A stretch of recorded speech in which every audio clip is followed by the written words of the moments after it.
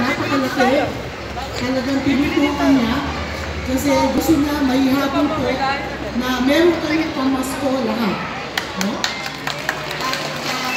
Alam namin, kahit ito ay maliit lamang po, makakatulong sa mga anak natin.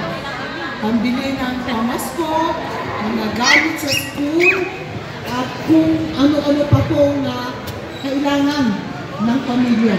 No? At inaasahan natin, next year, marami na naman darating na biyaya dito sa lungsod ng Baguio sa pamamagitan po ng ating Congressman Marcos. So, ingat po kayo, stay healthy, lalo na ngayon daw, may mga walking pneumonia, maraming nagkuklu.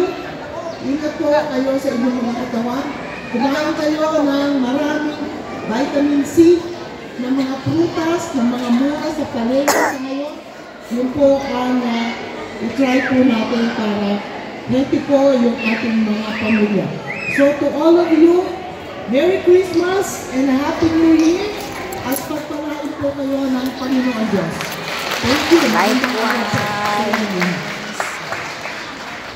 Thank you po, Ate Sol. Opo, medyo mahina po yung boses ni Ate Sol, pero I'm sure narinig nyo lahat, no? Na at least meron daw po kayong